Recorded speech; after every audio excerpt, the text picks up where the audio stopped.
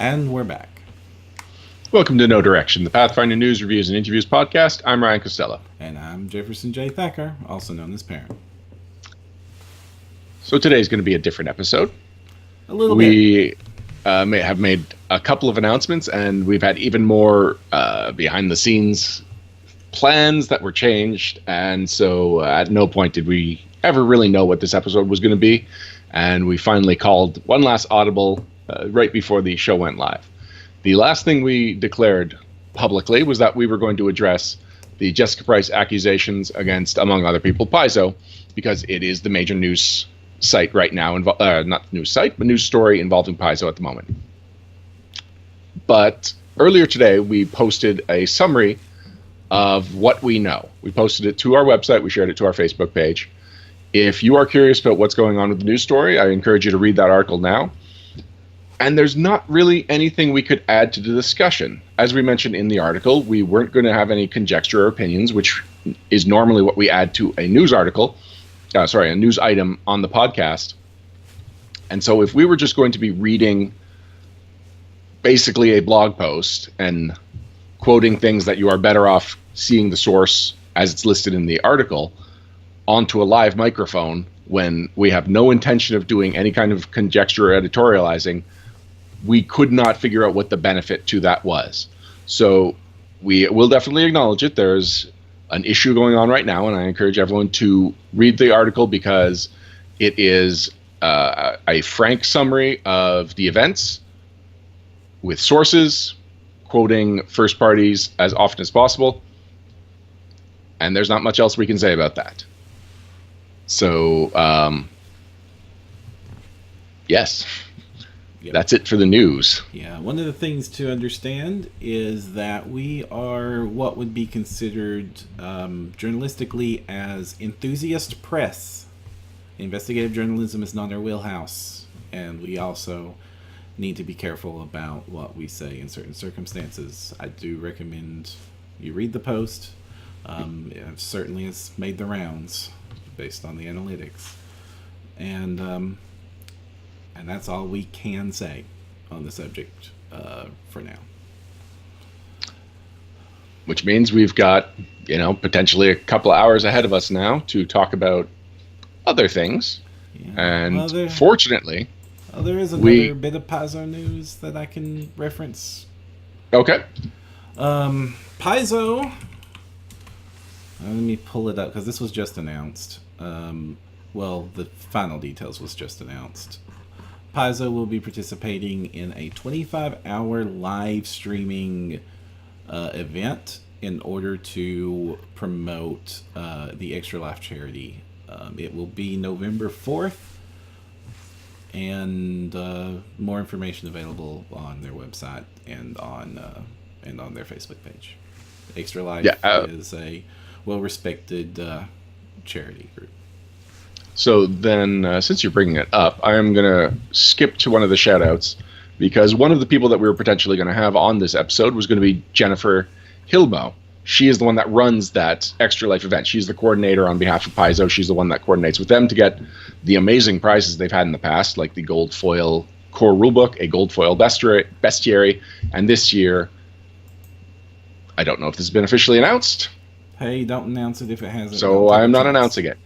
In any case, so she is someone that organizes charity events, a very charitable person who had to cancel her involvement. And this is the first I'm hearing that the whole event wasn't canceled, so that's encouraging. But Jennifer had to cancel her involvement because she needed emergency surgery. So she is a generous person and a member of the Paizo community, and she is in a tough situation right now. She has set up a You Caring page, which I shared on our Facebook page earlier this week. It may have been yesterday. Time is very different for me this week. So I know that I've plugged a few charities, a few GoFundMes in the last couple of episodes, but I do feel like this is a good cause. And it's a person that organizes charities who needs help now.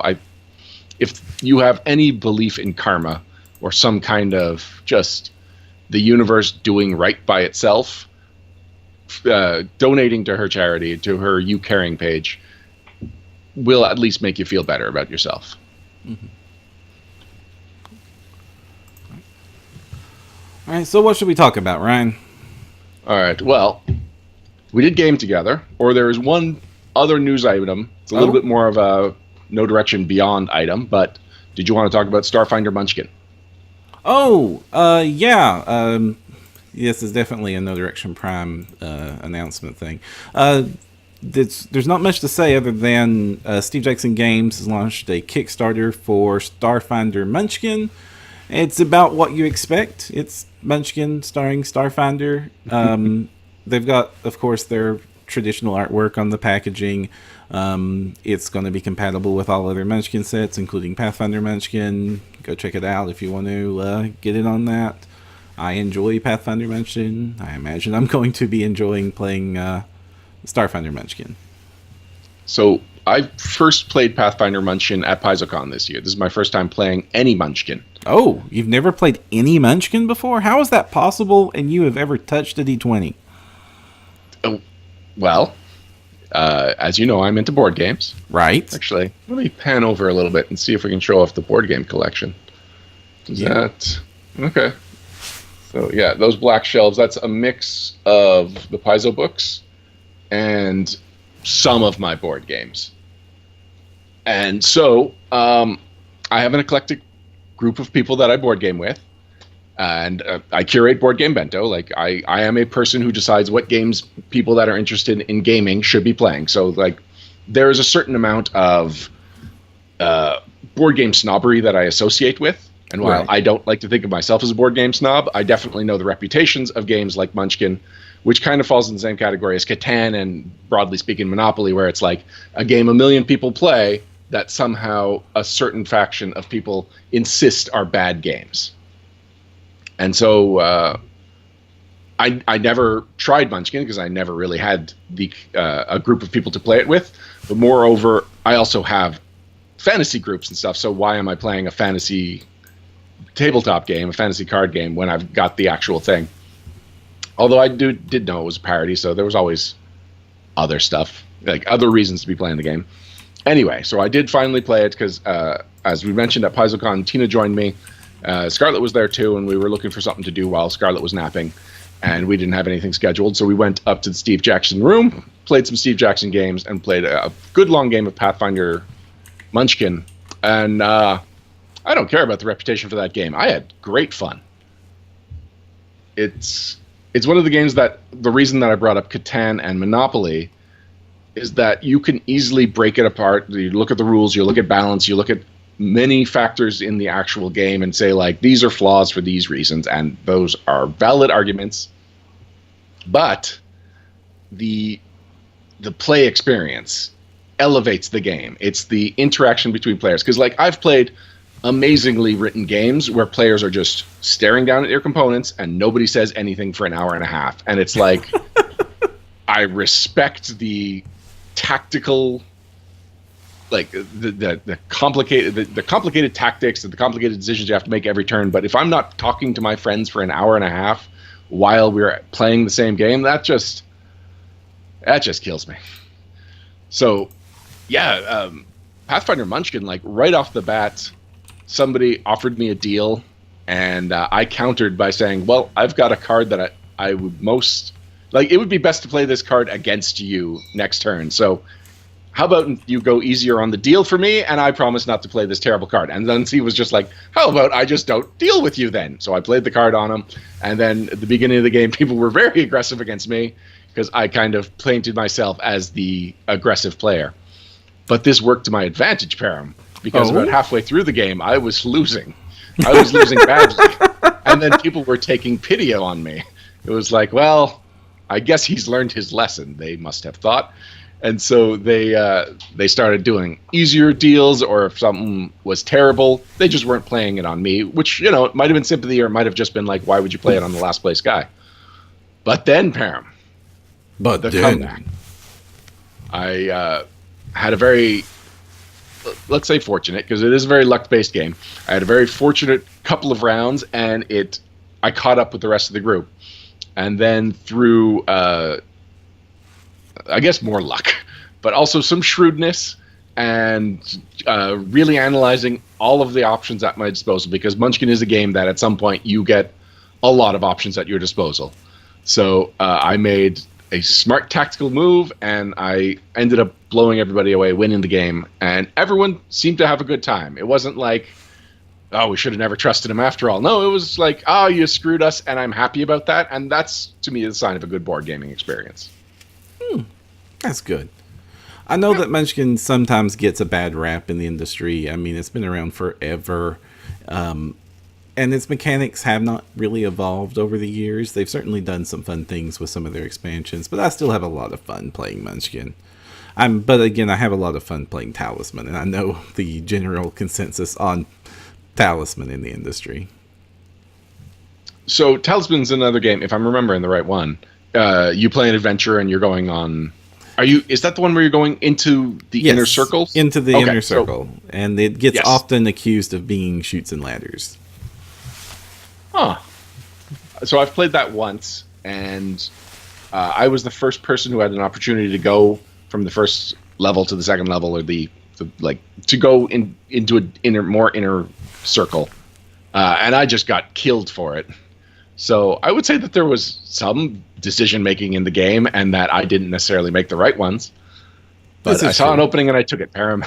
Yeah, you have to level up outside of it, and then you have to get the donkey and the princess, and why you get the donkey and the princess is because it's the optimal strategy, and because you sacrifice them on the way to the center, because you're a very good hero, right? In what order do you sacrifice the donkey and the princess? I forget what the order is that you sacrifice the donkey and the princess, but you definitely do sacrifice both. But it's like the most efficient path to win involves sacrificing a donkey and a princess. Now, surely, when you have the donkey and the princess, people start making Shrek comments, Shrek references. I don't know. I usually don't associate with people that make Shrek references.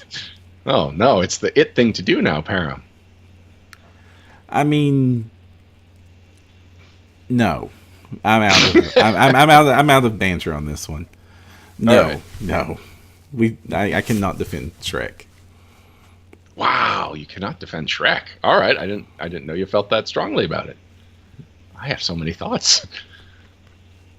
But no, you're already tapping out of that. So Twilight Night 421 does suggest Halloween as a topic. Ooh. We can go from there, or we do have our topic list. Well, let's put a pin in Halloween and talk about it later, because we were sort of starting on a thread that I definitely don't want to skip over. And that is, I want to talk. We got to play PFS together. I got to hang out with you guys in your game room, kind of. Yes, so correct me if I'm wrong. Is this the first time we both played in a game together? I assume.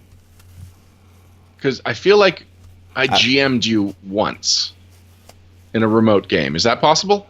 No, we played together in Emerald Spire. Oh, yes, we did. Karog and the Spire Monkeys. I kind of wish that would have gone more, but unfortunately, as all too many campaigns do, it petered out. And it had an epic logo! Yeah, we had an epic logo. I was looking forward to my character. Did I ever point out that I did not do anything offensive in that entire the entire session? I don't recall that conversation, and I definitely didn't notice. The things I remember about that thing is that lizard paladins like to open doors before we're ready. Darkness really bites, especially if you're not playing rules as written. Yeah. And nobody can tell you're a paladin if you have a bow until you want them to. Well, what I remember was, because this was my character Singe, which I will remind people of the amazing pun that I did there, because Singe, the English word for like something that has an immolation point before a burning point, is spelt the same way as the French word for monkey, which is singe. And so I was the fire monkey. And my build was going to be a druid monk. And this was first level, so I was just a druid. And I decided to save money by not getting a weapon, because I figured I'd be using unarmed attacks soon enough. And I was like, I'll kill something, and I'll take its weapon. Everything we fought in that dungeon was small, and I was medium. Not everything. The boss was medium. Yes. Okay. So up until the boss, my first opportunity to get a weapon in that dungeon was the boss of that level. So yeah, I just kind of meandered through every single combat. I did not contribute at all. Aiding another is contributing. I was doing a lot of aid another. Yeah, it was fun. But that's not what we played. When did we play that? Friday? Friday, yeah. That's not what we played on Friday. What did we play on Friday? We played a Pathfinder Society scenario. Yes. Oh, what was the name of that? It was a 6th season, an early 6th season one. It was about hunting in Jamal Ray. I am trying to stealthily look up the name. Yes, there. very stealthily with the mechanical keyboard and the obvious stall tactics. Yes. I had a lot of fun. I mean, it was. I believe you invited me because there was a situation in which you might not have had a full crew. And is this your work crew that you're playing with for these that you talk about? Yes, and I'd like to get into that a little bit more later. But so it's my work crew, which is it's me and Will, who still work at Blind Ferret. Then we get Lue, who plays a rogue. Stone, who was not able to make it, but he plays a it's a monk. But what's the water people race? Like the elemental descendant of water. I do not know. And Chat I'm probably embarrassed about it. Yeah, chat will help us in a second. There is Greg, who also still works at the company. I'm mentioning this just because not everyone still works at the company that's in our group. He is Danabar, that Will likes to say is leader of the Danobots. Chat has informed us it is Undyne. Thank you. And Chat. he is an Undyne. You are correct, Chat. Thank you. So, yeah, Stone, Greg weren't available. Emily used to work at Blind Ferret. She was working there when we started the group. She plays a druid. And then Kathy has joined the group playing a life oracle. So Kathy from my other group. We'll, again, talk about that in a minute. Stone and Greg were out, and Kathy had to cancel at the last minute. So it was just me, Emily, and Louie were going to be playing while Will GM'd. And we were like, we would like a 4th player. So Will reached out to his friend. And I asked Will if it was okay if I talked to people that could play remotely. Because we're set up for that. That's what we do every Monday. We play on Tuesdays now. But for our home game, our Hell's Rebels game, Matt Skypes in, and every other week Jay Skypes in, depending on personal reasons. So, yeah, we were all equipped for it. I asked him. He was totally okay with it. So first person I invited was you, Param, and you were super excited to go, and I was really happy about that. And I told Will, and he was happy about that as well. So that's how you got invited to the group to play. Where to go? I just had it, Param. Season 6, Scenario 8, the Sagang Expedition. Yes. Chat has, Imperious Sword from Chat has very thankfully and helpfully also provided us with that answer. Ondine. Oh, yeah, there we go. Imperious. Thank you. I'm sorry. I'm mixing up things that Chat is helping us with. Helios314 is asking Blind Ferret like the least I can do people. Yes. So you might be new here. I work for Blind Ferret. Primarily up until recently, I was designing all of our merchandise. So, sorry, not designing it. I was conceptualizing our merchandise, and then I was working with our designer for the development of it, and I would contact the manufacturers and whatnot. And I also Comic Bento and Board Game Bento are they're under the Blind Ferret banner. Oh yes, yeah. So those things that I do are all Blind Ferret related. Now I've moved on. I'm just designing board games for us and doing the curation for Board Game Bento. Oh, yeah. Designing board games. Yes. I look forward. Yeah. I look forward to when you can talk about that. Yes, I look forward to it too. Right. I very much enjoyed getting to play the expansion pack to Orphans and Ashes when we got to, when I was at Gen Con. It was much fun. I purchased it. Well, thank you. I recommend. Oh, actually, no, I can't tell people this. Nope. Come on, we need to survive at least one more episode, Ryan. Helios is asking if we're up in Montreal. I am. Yes. Param, I know you've got that Canadian accent. Oh yeah, that southern twang of a Canadian accent. Mm-hmm. Yeah. I am down here in Kentucky in the great old US of A. But Yes. thanks to the wonders of the internet, we can have these regular conversations, and you can join me, finally, so that we can play together in a Pathfinder Society scenario. Yeah. And did you have any thoughts on how that game went, by the way?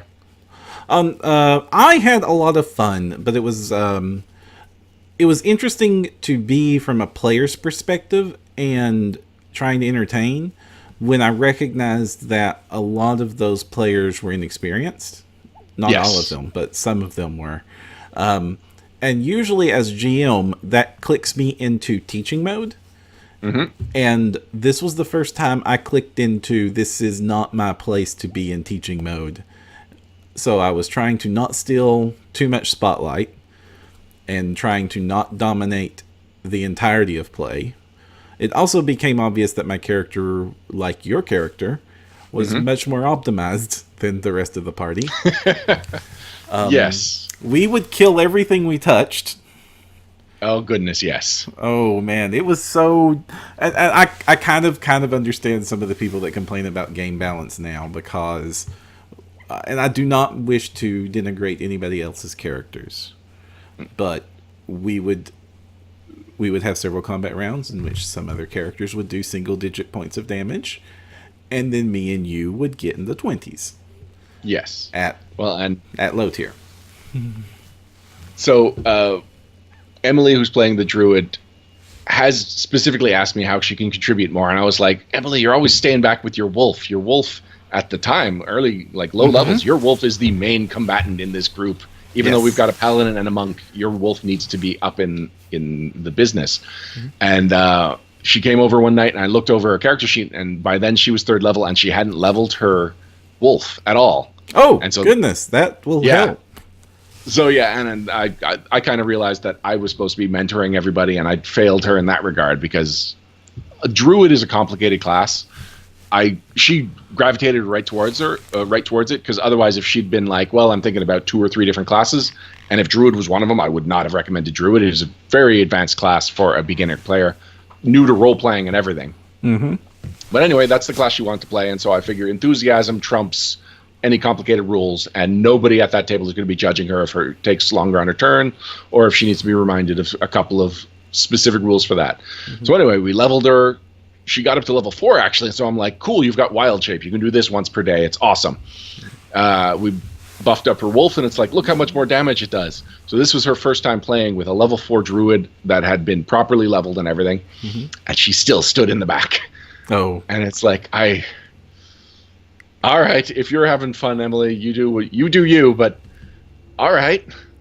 I hadn't noticed. I just assumed that she was a mounted character.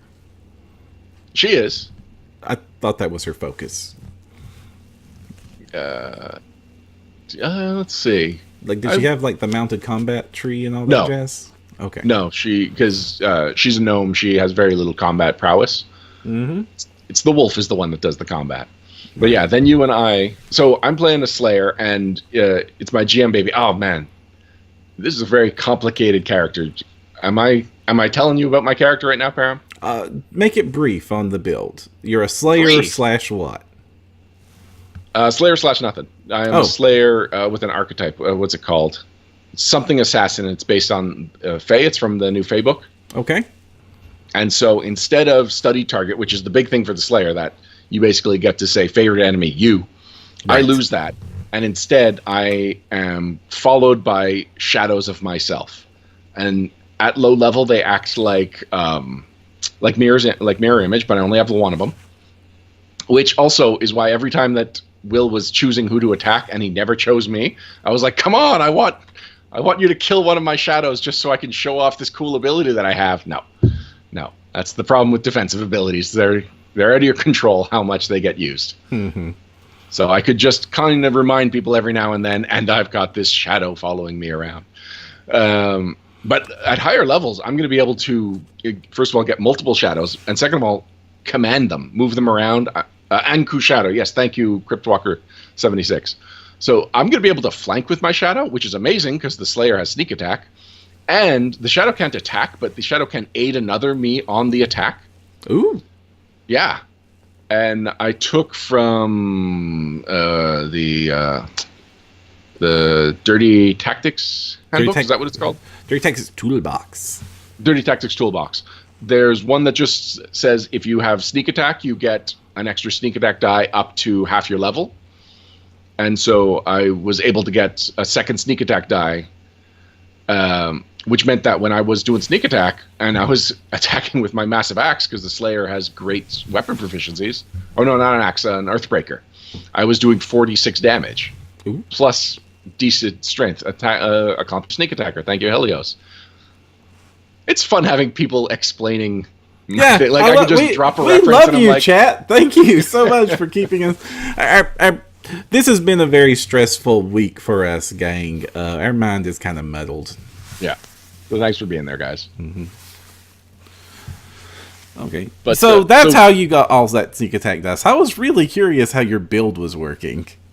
Yeah. I am really glad I found that archetype, actually. It was James that pointed it out, because I'd only played her for, I think, twice, both at first level.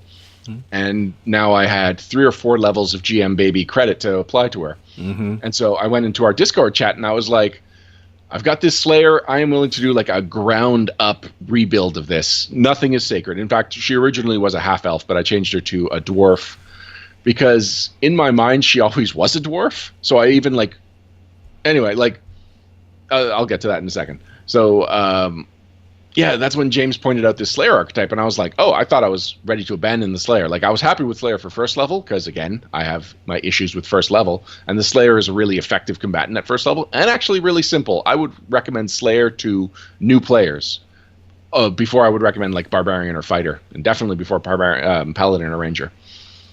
But, yeah, I thought I was done with Slayer until until James pointed out this really cool, really flavorful archetype that took the class in whole other levels, and now I'm at whole other directions. Now I'm really looking forward to building her up. Especially, I've already got level 8 plans, which is really rare for me. It's a combination of, and again, I think both of these are from the Dirty Tactics Toolbox, a Vampiric Hammer. So I've already made it a +1. Vampiric makes it +2. And Vampiric is, correct me if I'm wrong, Transmutation? Vampiric is usually necromancy. Yes. That doesn't sound right, though. Anyway, so the reason that the combo that I'm building up to, and it'll take till level 8 to do, is that there's also those feats in the Dirty Tactics Toolbox where if you have a magic item of a certain school and you have other prerequisites met, then you can you gain spell powers. You can basically like shake additional magic out of your magic item. So in addition to having this Vampiric Hammer, I'm going to be able to Dimension Door once a day maybe, but like combined with all these shadows of myself that are going to be walking around and surrounding my enemies, and I'm teleporting around. That just sounds really cool. So even if the build remains kind of boring and pretty straightforward, and like my feats I'm sure are just going to be combat regular stuff until I find something that's also flavorful. But just the visuals, what I am picturing when I'm playing this character is going to be entertaining me more than almost anything else on that character sheet. Ooh, excellent. Excellent. It was a fun build. I definitely would like to get a glance at the character sheet sometime, but it definitely sounds like you put something. And I played your bog standard Shocking Grass Magus. Is that a standard? That's one of the off-the-shelf Maguses? It's a pretty standardized build. You get the scimitar, so you crit more often. You put your stats about right where I put my stats at. You get some shocking grasp. You do the weapon focus. You get the arcane accuracy. You get the close range, so that I can do touch attacks with Ray of Frost, so that I can basically cheese out 2 attacks around before I'm supposed to be getting 2 attacks around, and other things like that. It's a pretty bog standard build. Well, there were a couple of standout moments for me from a role-playing point of view for you. It was, the first one was when you explained your spell list. Oh, that was fun. Yeah. It was just, well, I've memorized Shocking Grasp, and Shocking Grasp, and Shocking Grasp, and Shocking Grasp. Yes, it's the best spell list. But my favorite thing about your character was that basic earth animals confounded you. You got them confused. You treated them like any other monster that you might encounter, which totally makes sense because they're normal to us only because we have no frame of reference. So like an elephant, which you got to encounter in that, was absolutely a baffling, terrifying creature. It was very scary, that long-nosed donkey. What was worse was the direst of rats. Which one was the direst of rats? The rhino. That's the direst rat I've ever seen. Huh? Go ahead. I really like the role-playing potential this one had too. We don't want to spoil it too much, but you get to the premise of the intro of the scenario is you get to escort these two prominent people on a hunting expedition, and the fun interactions on impressing them and role-playing against each other and basically trying to make the hunt both successful and getting your alternate needs done is a major part of that, and just getting to bounce a lot of social encounters off of a scenario where you're not super stressed about the next combat around the bend. I mean, it does get combat heavy at the end, but not until the end. So the whole first 2/3 of it was basically just roleplay. Let's go hunt a gazelle. It was not a gazelle. Oh, when we were actually hunting the gazelle, yes. I failed the gazelle. We killed the crap out of that rhino. Yes. I was a little bit worried because it's kind of like a two-pronged thing where we're helping them on the escort mission, and then they give us the location of, and this is all in the introduction, so it's nothing too spoilery. They give us the location of a place that we're then going to go and explore. Right. And it's so late into the scenario that we get the directions to this other location. I was worried that this was going to be like a 6 or 8 hour scenario, and we would have to cut it in half.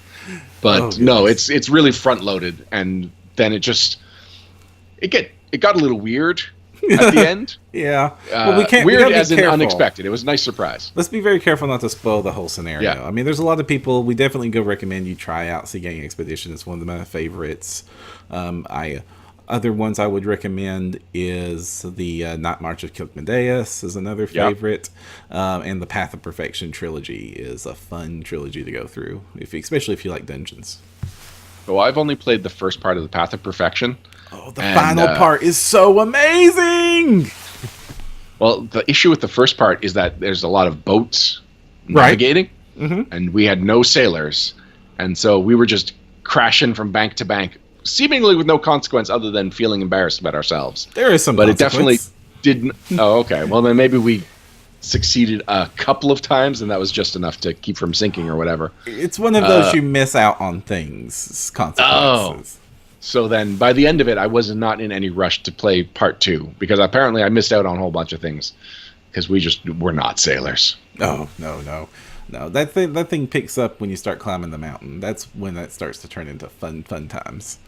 And the part 3 is the reason you play that whole trilogy. Part 3 is just an amazing homage. And I can't spoil it too much, but I do recommend you play, if you do play it, play all 3. And it's one of those scenarios that will give you a reward for having completed all 3 parts, and the reward is very flavorful and appropriate.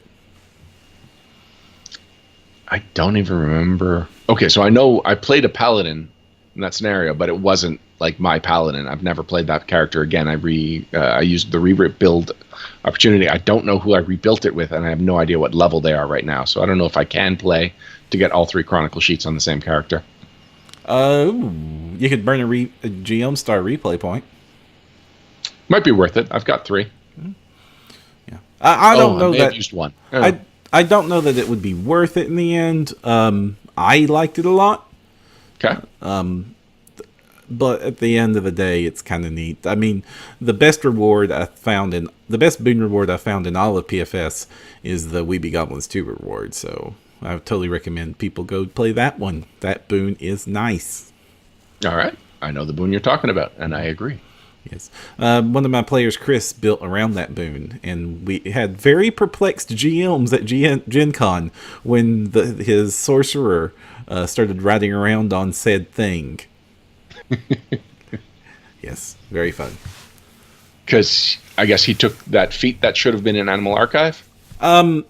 He was some archetype that gave him an animal companion so that he could take advantage of it.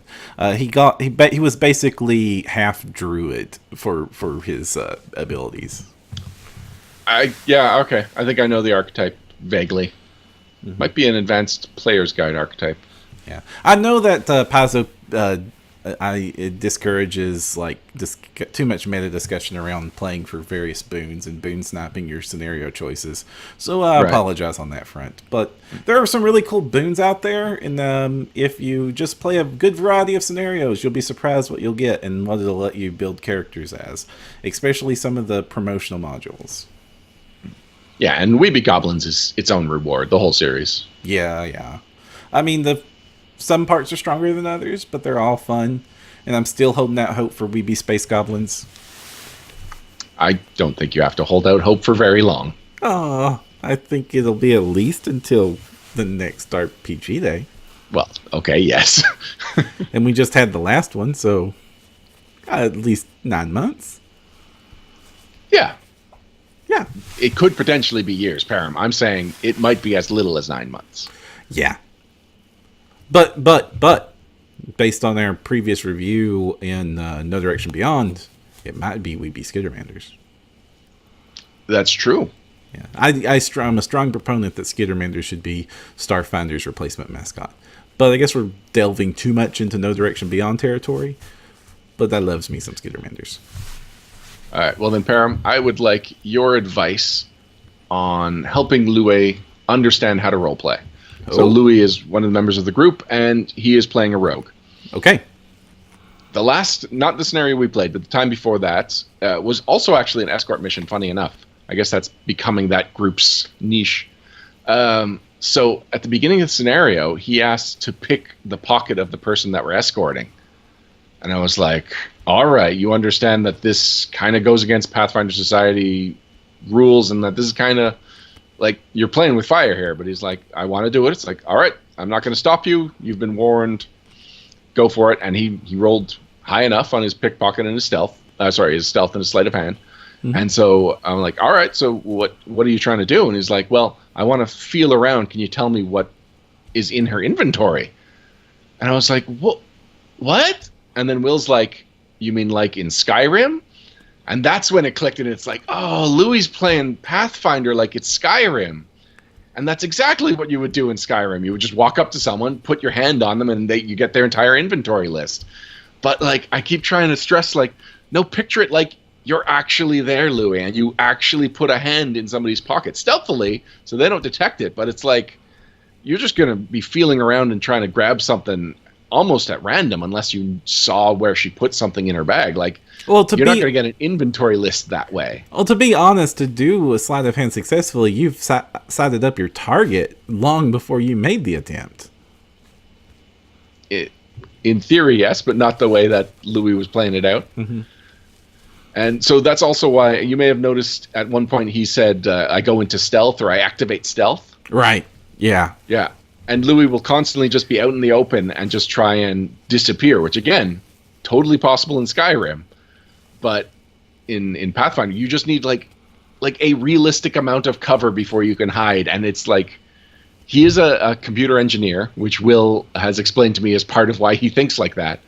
So that's why I'm saying, like, how do I deprogram that? How do I get him to look at a game like it's reality? Even if it's a game that has, Jabberwockies and goblins, and that's it. Jabberwockies and goblins, as far as I know. That's really hard, especially since while Pathfinder isn't Skyrim, it exists on a tangled nest of metagame and rules that is vulnerable to just the least amount of logic before the house comes crumbling down.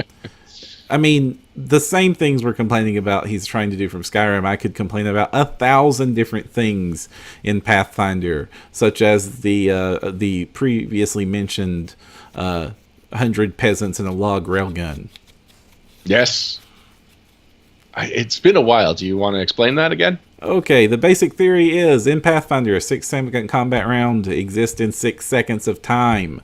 You can line up 100 peasants and they can each roll their initiative and take in delay and take in order so that they pass a log to the person on their right. Continue that along a long enough distance and suddenly that log is breaking the sound barrier. So I don't remember it being a log last time. I've always known it as the arrow Gatling gun, where every peasant has one arrow, and only the first guy in the line has a bow. He fires the bow, hands the bow to the next guy. He fires the bow, and then it goes on down the line like that. Oh my goodness, that's worse. At least it's better than the bag of rats. Yes. I actually knew a guy who wrote a whole play where the conclusion was around the bag of rats. That is a very interesting play. Yeah, so it was called Chainmail Bikini, and it was about a couple of guys that used to game together, and then as they grew up, one of them got in a gaming store, and one of them distanced himself from gaming, and then they had a conflict, and they decided to resolve it with effectively a roleplay off, and the gamer did it by exploiting the bag of rats. Yep.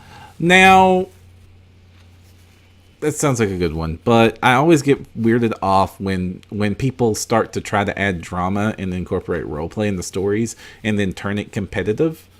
Yes. Because that doesn't work. The game really isn't set up for that. There are 1,000 other geeky games you could have gone to that could have been turned competitive, but even when Pathfinder goes competitive with like the conflict system from ages ago, it's not really designed for it, and it works only as well as everybody's good graces and fair and balanced actions take it. I just want to point out Milo version 3 in chat. At first, I thought he was just some kind of spam bot before I realized that he was actually programming stealth. Oh! He's a real person. He's in on the joke. Excellent. All right. But that's not the only bit of gaming advice you asked me for. You're going to ask me for today, is it? Oh, no, it's not. So I mentioned that that Kathy started playing with this group.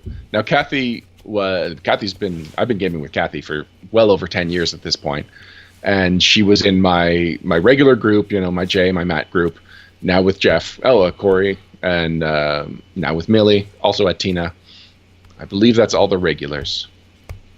Yes. So at some point, Kathy just couldn't keep up a regular schedule of the game and bowed out of the group. And it was unfortunate, but we totally understood. However, the Pathfinder office plays roughly every 2 weeks, and we've actually been good, Param. I know that it was like we'd play 2 games, take a year off, play 2 games, take a year off. That happened twice.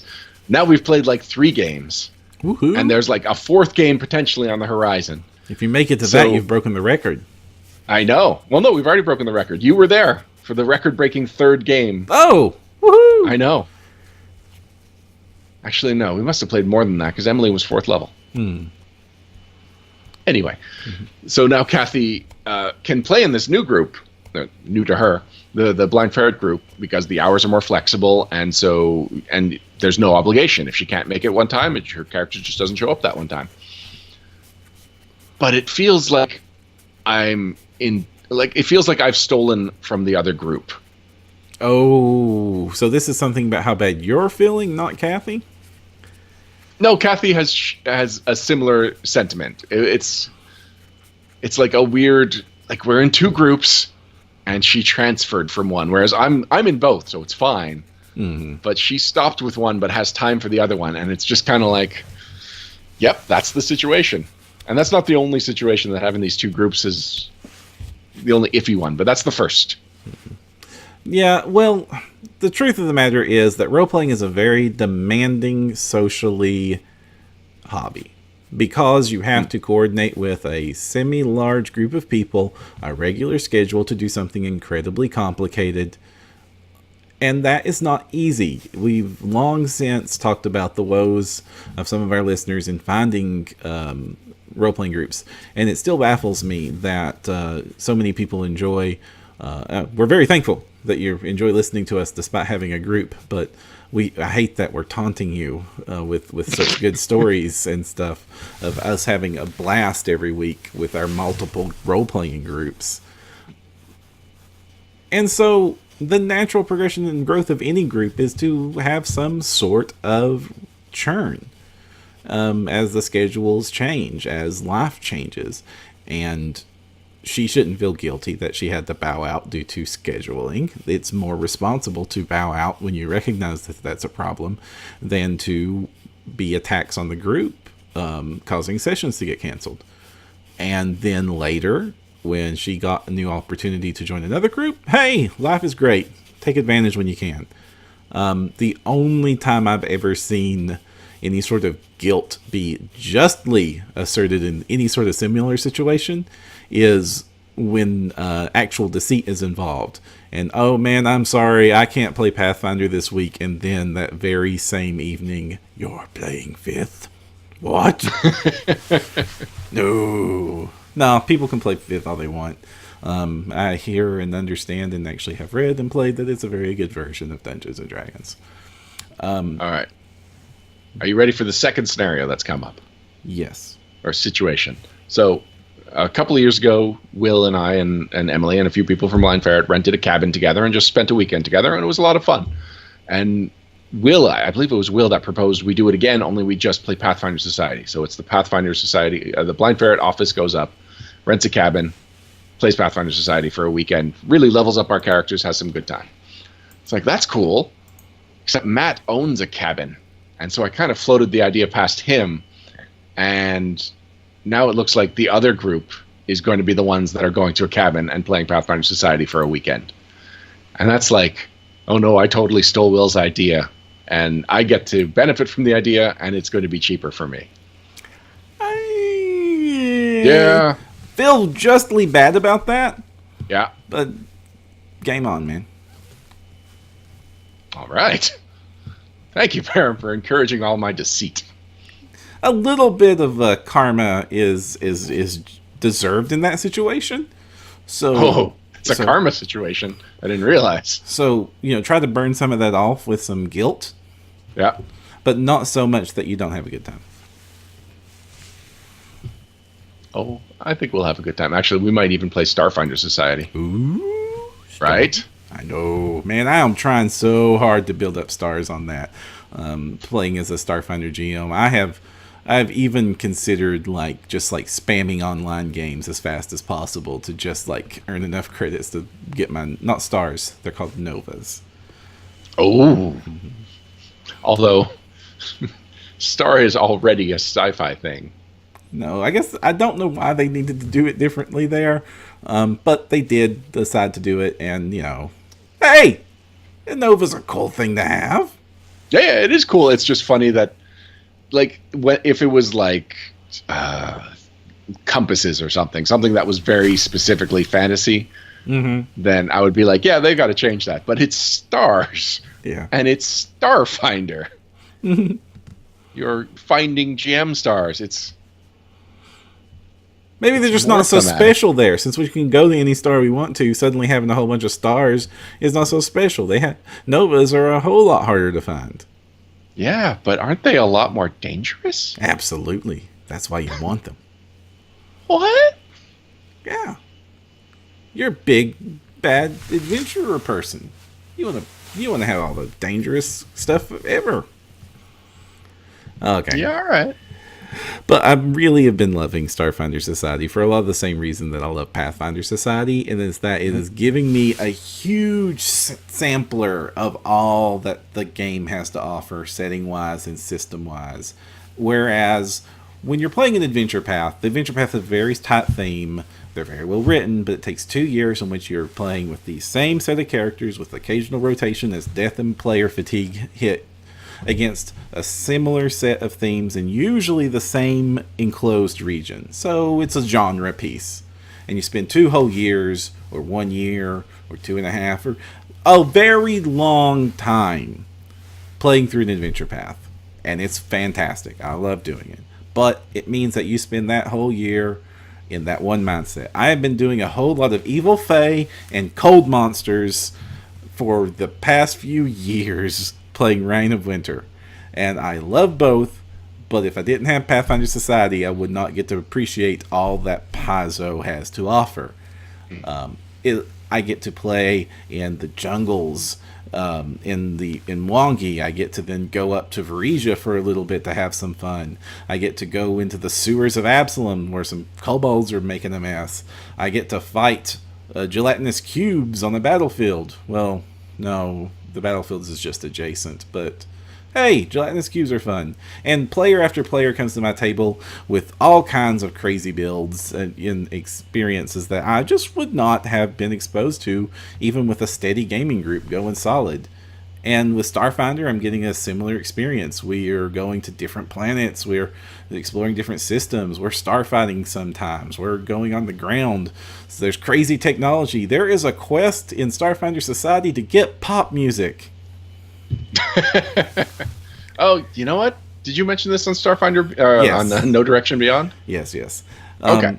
And it keeps me on my toes. And it helps me keep up with the industry and the state of the game, because we talk about a book that comes out and players get excited about options that come out in new books, and suddenly I see a few at my table and I know how they play. And you ask me about a particular region or anything, well, I know a lot about that region because I ran a scenario there a couple of weeks ago and I read up on it, and it just basically helps you get exposed and become a better Pathfinder player just for playing in society. I agree. And I think my favorite thing I ever learned was that a pen is 6 inches, which makes it exactly 30 feet. So it's basically every pen is a range ruler. Ooh, so I if did you not have know 30-foot move, I believe I've told you before, Param. So you did not take this to heart like I did. But yeah, if you've got a 30-foot move, just put a pen down, or if it's a 30-foot range and you're allowed to measure it out, a pen is a super handy tool. Why would you not be allowed to measure out range? Pathfinder and Starfinder both have sniper precision for fireballs. I know you don't like that, but rules is written in society. Yes, I've come to accept it. This was something that just was one of the first hurdles I had to get over. Being like just a warrior guy and being told that they could just put it anywhere they want. That's not how magic works. Now, one of my favorite solutions for this problem for any GM that doesn't like the precision fireball rule is the D4 rule. Pick a square, roll a D4, that's the corner. So it keeps it semi-accurate, but shifts it that 5 feet for when they try to make sure that exactly enough party members are out of it. And it's never a bad problem to fry the rogue. They can usually reflex out of it. Usually. Now, I love how just like when you ask the rogue, "Can I fireball you?" and some of them are just like, "What? Yes, of course. Duh." Don't even worry about it. Yeah, I mean, I always ask first, but tactically the advantage here is like if we lose the rogue but we kill the monsters, he can roll a new one. Selective Meta Magic Rod is cheap and is a good purchase early on. It's probably one of the best wizard items I can recommend anybody get. Selective Meta Magic Rod. Don't hurt the fighter. So, Param, we do have that question from, I believe, Twilight Knight. Oh, what is it? The suggestion that we talk about Halloween. Have you come up with any ideas for what we could talk about for Halloween? Well, as it relates to Pathfinder or not? Well, last year for Halloween, I ran a really cool Pathfinder Society's adventure. I forget the number, but it was their Halloween-themed one. And it involves the pumpkin golems. And I had a lot of fun with that one because I don't have pumpkin golems, but I do have wood elementals. And they look planty enough. So I got a group of those, and I went to the local hobby store for Halloween. I went to their discount aisle because, when you get actually close to the holiday, they're trying to get rid of that stuff as fast as possible so they don't have to ship it back or store it. And I found a whole bunch. I couldn't find little pumpkins. I was looking for little pumpkins that I could just shove on their heads. And I couldn't find them. I had blue tack with me and everything. I was prepared, man. I was ready to do this. I had my little maps printed out and everything. I had spooky music on the CD, or actually on my LP. Technology is hard when you evolve through several generations of it. But I had spooky music on Spotify specifically.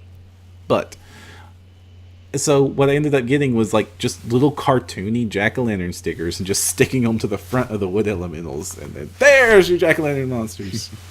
And it was fun. I forgot about that scenario, but I remember the cover very well. I might have to run that soon. It's low level, right? It's 1 to 5? Yeah, it's low level. It's fun. I recommend it to anyone to play, especially this time of year. Twilight Knight is recommending... Darren Caldemeyer is recommending Nick Logue's Hangman's Noose. Just about anything Nick Logue wrote is appropriate. Yeah, and anything Wes wrote, too. Oh, that's true. Mm-hmm. Well, I guess it depends on how visceral you want your horror to be. If you want it creepy, you go with Wes. And if you want it icky, you go with Nick Logue. Yeah. What would happen if they worked together? I do not know. It would be the most banned scenario of all time. Twilight Knight suggests 8-06 Reaping What We Sow. Well, it definitely sounds like it could be Halloween-y. Mm-hmm. All right. I'm going to say 8 years ago. It might have been for 3.5, but at one point, it was definitely 3.5 because I remember using a vampire template on a troll that was in a dragon magazine that technically made it immune to all damage. That was the main boss in that scenario. And I wrote it, and I thought it would be thematic if I told people to come with a 13th level character. But you know what's hard, Param? What? Playing a 13th level character you've never played before. Just like right out of the gate, you have all the powers of a 13th level character. Yeah. I mean, most people get to evolve naturally through the levels and become very intimately familiar with their build. Yeah. Not that time. But you know what? As a GM, I constantly have to play random 13 level characters, so I'm used to it. Yeah, well, the party wasn't. No. Plus, it was a lot harder to balance the encounters for this group. So, like, there was a Whale of the Banshee that took out most of the party. And it was like, all this stuff should be balanced. But because nobody really knew exactly how these characters would play until they actually got them to the table, sometimes they were just dominating encounters, even though it was supposed to be a horror setting and they were supposed to feel vulnerable. Oh, yeah, that's the other thing. They did not feel vulnerable. Even though they were facing death effects, they did not feel vulnerable. It's hard to feel vulnerable once you reach mid-teens in Pathfinder. It's just, You're such a superhero. Even death doesn't bother you because it can be undone in the next combat round. Yep. So that was it. I'd accidentally turned it into Nightmare on Elm Street 3, The Dream Warriors, and everyone was a superpower. That was a superhero beating up on Freddy. No. Why'd you That's do that okay. to poor Freddy? Yeah, it's my favorite Nightmare on Elm Street. I think most people like that one best. Either that or Craven's New Nightmare. So, I like Craven's New Nightmare in theory, but oftentimes I'll sit down to watch it and be bored pretty early on. And I don't know if it's a movie that just has a hump you have to get over and then it gets good again, or if it was just like just a great concept with a pretty good execution, but no revisitability. Yeah, I'm revisitability. I am such a wuss when it comes to Halloween movies, man. And I just don't. I have since grown older and wiser, but and can make it through most scary movies without freaking out. But when it comes time for me to pick a Halloween lineup, it's stuff like the Halloween Tree or Hocus Pocus or some of those classics instead, or gosh darn it, tongue-tied. But I can't handle the legit scary stuff. For me, it's cartoon pumpkins and witches with pointy hats. There's a Netflix movie that just came out called The Babysitter, or The Babysitters. No, I think it's singular. Oh, the Photoshop bug? Oh, you didn't Photoshop know? Doug? They made a mistake with the cover on that on Netflix and gave the character 2 right hands. I did not realize that. Okay, yeah, Lucas is confirming it's The Babysitter. So as a horror movie, it's kind of meh, but there was at least 3 or 4 really good coming of age moments that I was not expecting in that movie. Oh, So it was just like, it was a super enjoyable watch, and not for any of the reasons I was expecting to enjoy it. okay, now I have to cue this up on something to watch when I've completely dismissed this with the hordes of other really bad horror movies that come out of the woodwork around this year. I mean, there was one about a killer turkey, and Nice. and of course the most ridiculous of them, House, and House 2, the second story. I have to appreciate that. Man, at a certain point, horror movies quit trying to be scary and just tried to be as jokey as possible. You'd love it. Yeah. Well, it's easier to get a laugh than to legitimately scare somebody. Like, horror is a director's medium, and it's just easier to write a silly horror movie because it's just easier to direct a silly horror movie. Or, you just gross people out, and it's not the same, though. Like a really well-crafted, disturbing concept, or like really atmospheric movie. And it's even harder to pull it off in a role-playing game session, which Yes. is the subject of many seminars you can listen to right now at nodirectionpodcast.com. There are a lot of people that do it a lot better than we do. It specializes in this particular kind of roleplay. We'll give you tons of advice. And it's funny that the laughter is the way they go, because that is what everybody uses instantly to diffuse a scary situation. Because the second the second any role playing scenario starts to get tense and people are actually becoming afraid, that's when they start becoming Peter Parker and all the jokes are coming out. Yeah. So one of the scenarios that I played with my Blind Ferret group recently was the Black Waters. And this is a season 1 scenario, I believe. Oh, the deadliest season of them all. And it involves like a collapsed school, like a school and a bunch of young students drown. It's a very dark concept. But the venture officer, the quest giver, is Drendel Drang.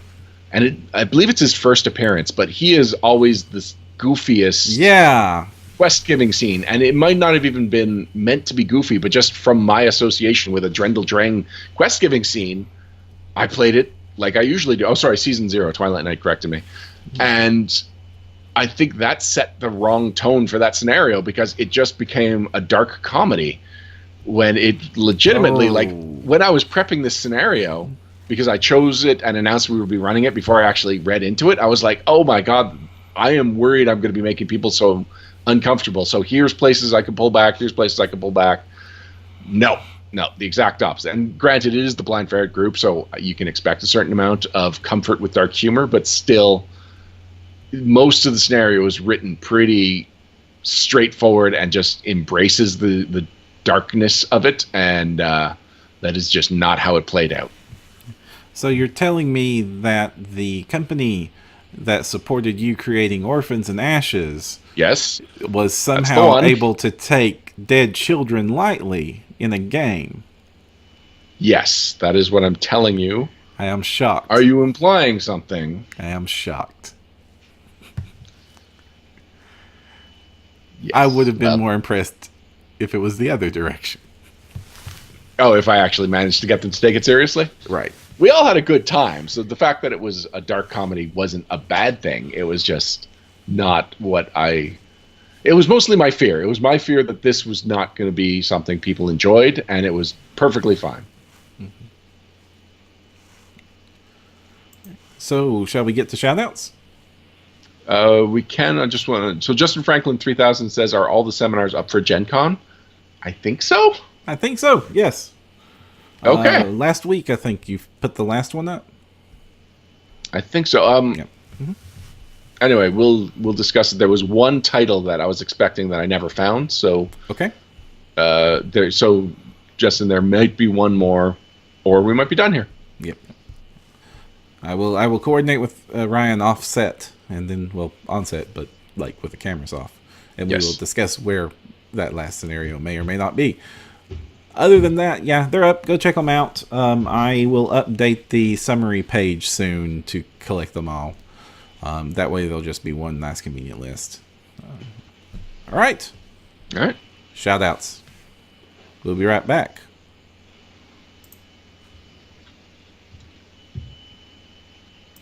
And we're back. Thank you for joining us for episode 167 of No Direction, the Pathfinder News, Reviews, and Interviews podcast. Before we go, just want to shout out to a couple of things, bring your attention to things that might be of interest to you. And actually, I'm just going to respond to Lucas's comment in the chat where he's telling me to run School of Spirits next. It's the sequel to Blackwater. So what happened is I actually planned to run School of Spirits first. And then I found out that it's a sequel, a direct sequel to an earlier scenario that I hadn't played, no one in the group had played. So I went back, rescheduled it. So we played Blackwater, and then we played School of Spirits.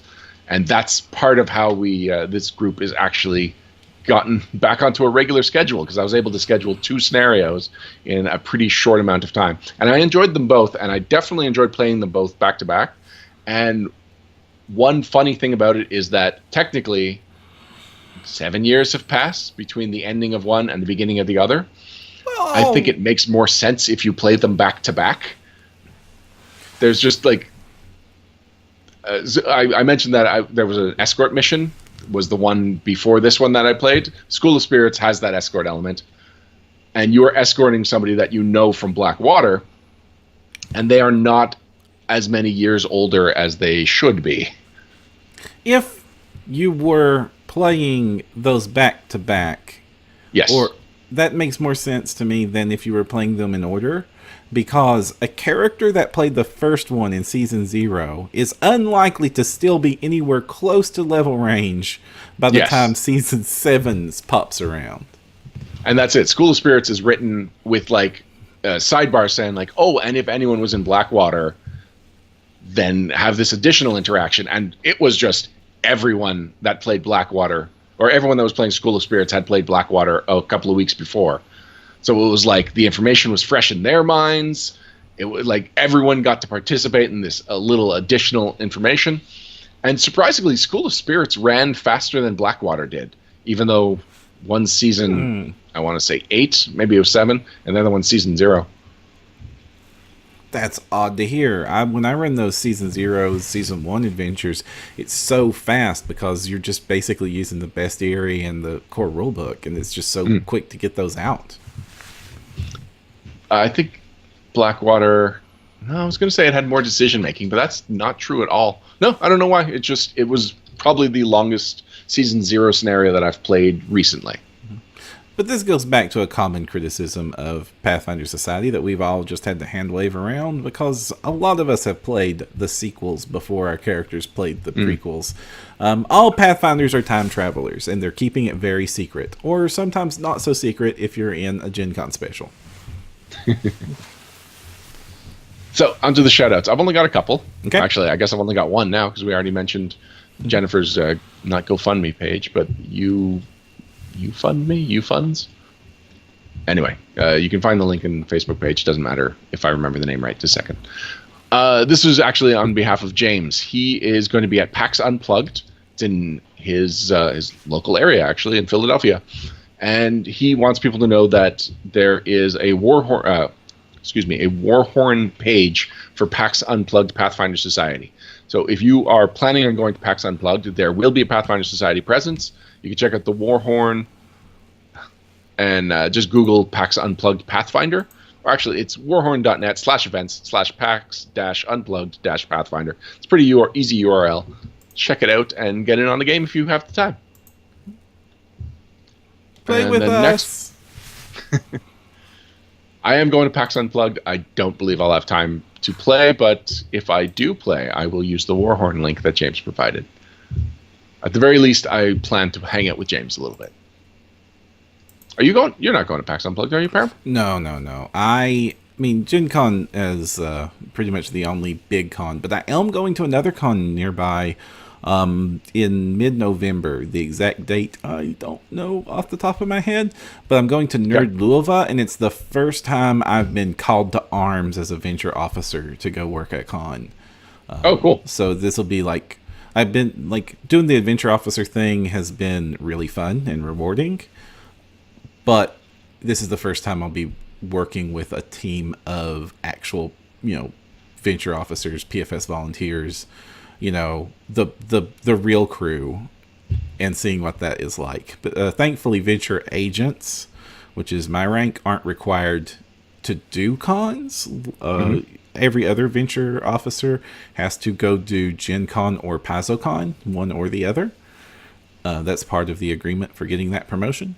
Venture agents don't have to make that commitment, but I want to help out where I can.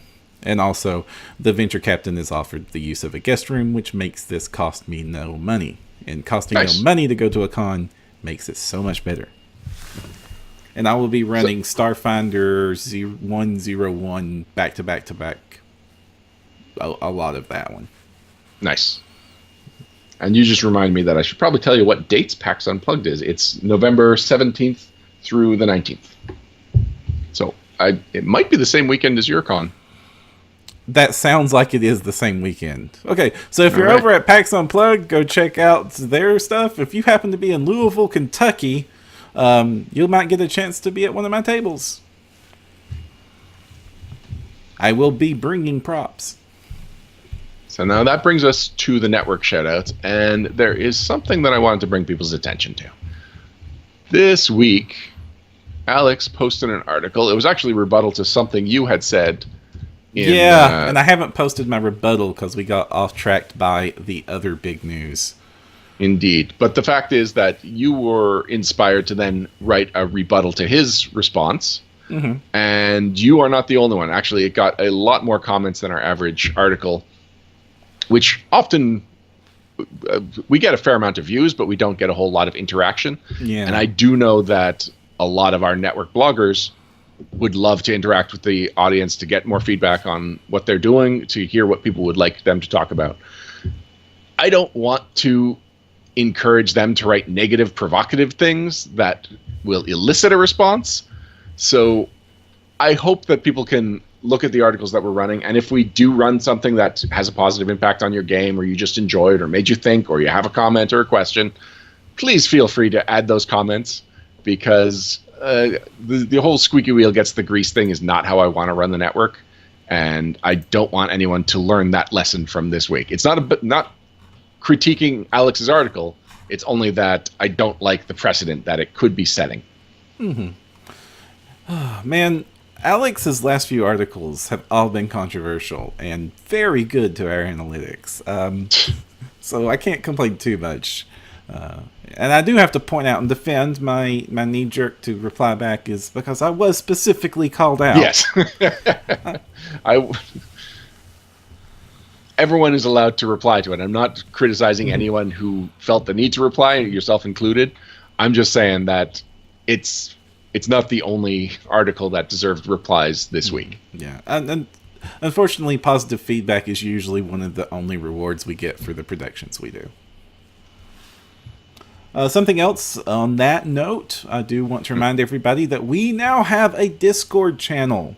You'll find the link on the nodirectionpodcast.com page to get there. It's a big, funny word with like lots of random characters to get onto it. So I'm not going to read it off on chat, especially when I have to distinguish between upper and lowercase versions of these characters. Just go to nodirectionpodcast.com, scroll through the recent articles. You'll find the Discord link. I'm going to make a more permanent link on the sidebar, probably right after doing this episode. So that won't be... So it'll be easy to get to. And then you'll get to chat with a lot of other No Direction fans and us, the hosts. All of us are in there to various degrees, and we love to talk about what you're wanting to talk about. It's a fun place to talk about Pathfinder. Excellent. Well, thank you for joining us. Until next time, I'm Ryan Costello. And I'm Jefferson J. Thacker, also known as Parham. And if you need to find the path, you need no direction.